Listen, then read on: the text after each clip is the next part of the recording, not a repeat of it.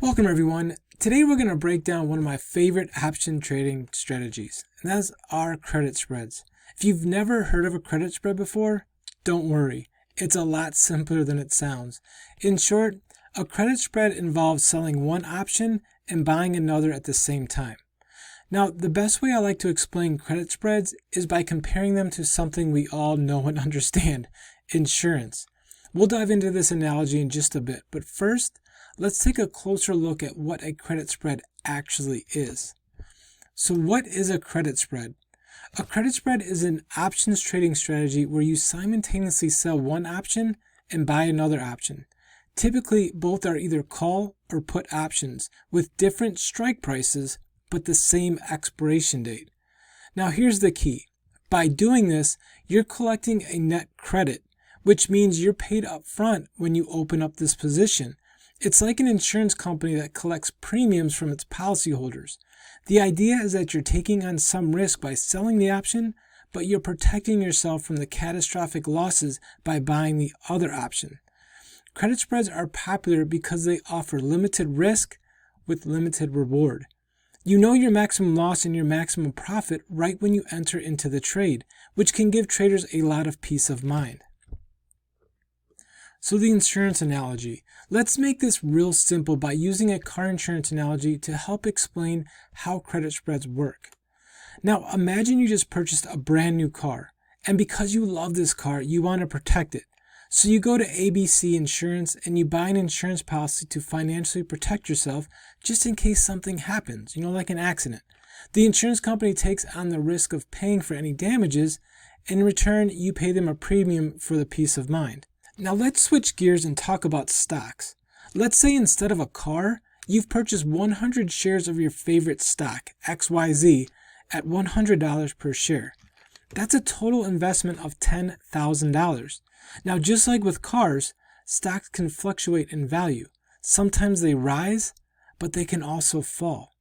So without protection, your total risk in this investment is $10,000.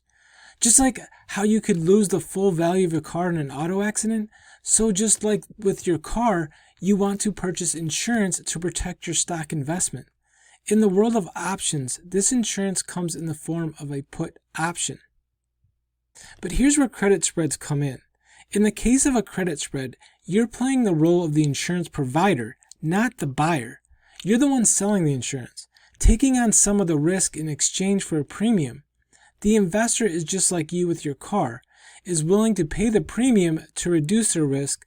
Meanwhile, you as the seller are willing to take on that risk for a reward, just like an insurance company. So with credit spreads, also known as vertical spreads, you have two choices when opening up your trade. You can either buy or sell the spread. Today we'll focus on both, but let's start with selling a credit spread as our opening trade. When we talk about selling a credit spread, we're often referring to something like a put credit spread. So what's a put option? In simple terms, a put option means that 100 shares of stock may be put into your portfolio at the agreed upon price or the strike price.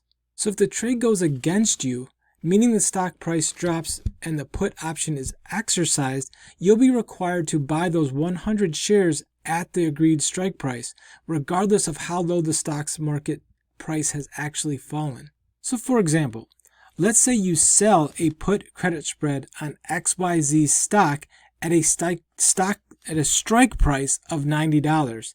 If the stock drops below $90, you might be obligated to purchase those 100 shares at that price, even if the market price is lower. The upside is that in return for taking on the risk, you received a premium or an income up front when you sell the spread. So let's break this down with a concrete example. Imagine XYZ stock is currently trading at $95 per share. You're not certain where the stock will go in the future, but you'd like to place a bet that it's not going to drop below $90 per share. So to do this, you would sell the $90 strike put option for a premium of $2. This means you collect $200 in premium when you open up this trade, as each option contract controls 100 shares of stock. So as long as XYZ stays above $90, you get to keep the full $200 premium. Sounds pretty easy, right? Well, in a perfect world, this would be an absolute no-brainer, just free income. However, as we know, the stock market doesn't always move the way we expect. Stocks can drop suddenly, and in the worst case scenario, XYZ could fall all the way down to zero. Now, if that happens, you'd be forced to buy 100 shares at the $90 strike price, resulting in a huge loss. So now, to protect yourself from this worst case scenario, you would also buy the $85 strike put option. Think of this as your insurance policy on the trade. This costs you $1 or $100 for the contract. So by selling the $90 put and buying the $85 put, you've created a put credit spread. Your net premium is the difference between the two premiums. You collected $200 from selling the $90 strike put, but then you paid $100 for the $85 strike put. This gives you a total net premium of $100. Now, let's walk through 3 possible outcomes for this trade so you can see what could happen depending on where XYZ stock ends up. Now, in scenario 1, the stock stays above $90, our best case scenario. So in this case, XYZ stock stays above 90 by the expiration. So for example, if the stock stays at $95 or even rises, here's what happens. The $90 strike put you sold expires worthless because the stock is worth more than $90. The $85 strike put you bought also expires worthless since it was just your insurance. So in this scenario, you keep the full $100 net premium collected when you opened up this trade, with no shares to buy or sell. So your max profit in this scenario is $100. So scenario 2, the stock drops between $90 and $85. So if XYZ stock drops below 90, but stays above 85, for example, it closes out at $88 at expiration, here's what happens. The $90 strike put you sold will be exercised, so you'll have to buy 100 shares of XYZ at $90, even though the stock is now worth $88. However, the $85 strike put you bought expires worthless because the stock didn't fall below the $85. So in this case, you face a $200 loss from buying the stock at 90 and having it drop to 88. But after factoring in the $100 premium you've already collected, your total loss in this scenario is $100. Now let's look at scenario number 3, the worst case scenario. Your stock drops below $85. If XYZ stock drops to $80 by expiration, the $90 strike put you sold will be exercised, and you'll have to buy 100 shares at $90, even though the stock is now worth $80. But the $85 strike put you bought protects you, allowing you to sell the stock at $85 so your loss is capped. So in this scenario, your loss is the distance between the two strikes, which is $5 per share or $500 total. After subtracting the $100 premium you've already collected, your max loss in this situation is $400. So to summarize the potential outcomes of the put credit spread, your best case scenario, if the stock stays above $90, you keep the full $100 premium. Our mid case scenario, if the stock drops below $90 but stays above $85, you'll face some losses, but your total loss will be $100. Now the worst case scenario, if the stock falls below your $85 strike, your loss will be capped at the distance of your spread minus the premium you collected. So in our example, the spread is $5 and the premium collected is $1, resulting in a $400 loss. So this shows how credit spreads offer limited profit potential with defined and limited risk, making them a strategy for those looking for a balanced approach to their risk management. So now that we've covered put credit spreads, let's talk about the other side, call credit spreads. A call credit spread works similarly but in the opposite direction. Here you'll be betting that the stock price won't rise above a certain level. Just like with the put spread, you'll be selling a call option to collect premium, and you'll also be buying a call option at a higher strike price to limit your risk. So if you believe a stock won't go above a certain price by the expiration date, you'd sell a call credit spread to generate the income, while also protecting yourself from unlimited losses in the case that the stock rallies. So let's walk through a real-world example to see how this works. Suppose XYZ stock is trading at $95 per share. You think it's unlikely that XYZ will go above $100 by the time your option expires. So to take advantage of this, you would sell the 100 strike call for a premium of $2, and at the same time, you would buy the 105 strike call as protection, which cost you $1. So here's how the trade breaks down. You collect $200 from selling the 100 call. You're going to pay $100 for the 105 call. This results in a net premium of $100. Just like our put credit spread example, now let's explore the potential outcomes. So scenario 1, our best case scenario. In the best case scenario, XYZ stock stays below $100 by expiration. So in this case, the 100 strike call you sold expires worthless because the stock never reaches $100.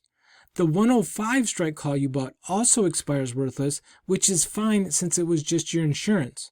So you'll keep the full $100 net premium with no further action needed. So in this scenario, your max profit is $100.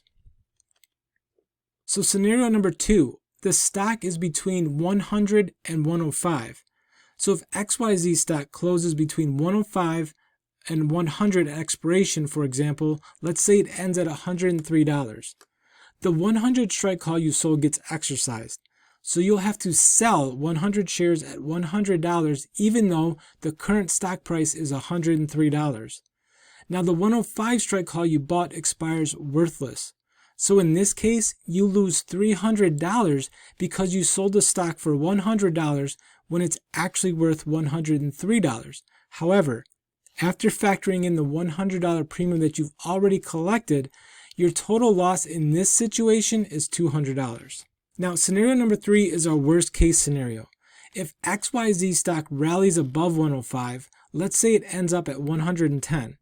The 100 strike call you sold gets exercised, and you must sell 100 shares at $100, even though the stock is now worth $110. Fortunately though, the 105 strike call you bought allows you to buy the stock back at $105, capping your loss. So your total loss is the distance between the strikes, which is $5 per share or $500 total. Now you subtract the $100 premium that you've already collected, and in this situation, your max loss is $400. So to recap the potential outcomes for the call credit spreads, our best case scenario is if the stock stays below $100, you keep the full $100 premium you collected. Our mid-case scenario, if the stock rises but stays below 105, your total loss will be $200. Now, our worst-case scenario, if the stock goes above 105, your loss is capped at the spread between the strikes minus the premium you collected, which in our example was a $400 loss. So much like put credit spreads, the call credit spread offers a balance of limited reward and limited risk, making it a versatile strategy as well. So let's tie everything together. In today's presentation, we've broken down 2 key types of credit spreads, put credit spreads and call credit spreads. Both strategies allow you to collect a premium upfront while limiting your risk by buying another option as protection. Whether you're betting that a stock won't drop with a put credit spread or won't rise with a call credit spread, these strategies give you a way to generate income with defined risks. So to quickly recap, with put credit spreads, you're protecting yourself from a stock falling below a certain price. In other words, you're betting on the stock staying flat or going up. With a call credit spread, you're betting that the stock will trade sideways or go down, as long as it doesn't rise beyond your strike price. These strategies are perfect for traders who want to balance income generation with risk management, knowing their maximum profit and maximum loss up front. So what's next? Now that we've understand the basics of how credit spreads works, the next step is learning how to close out your credit spreads effectively. In the next video, we'll walk you through how to close your positions for a profit or to minimize losses. A winning strategy we're currently using to pick credit spread trades with high success rates. We'll also show you how to identify the best setups so you can start applying these strategies confidently in your own trades. Thank you so much for watching. I really do appreciate you, and be sure to check out the next video. where we'll dive into actionable tips for closing out trades and share insights into our successful trading approach that has been consistently finding winners with credit spreads. Thank you again, and please don't forget to hit that thumbs up button and subscribe. See you on the next video.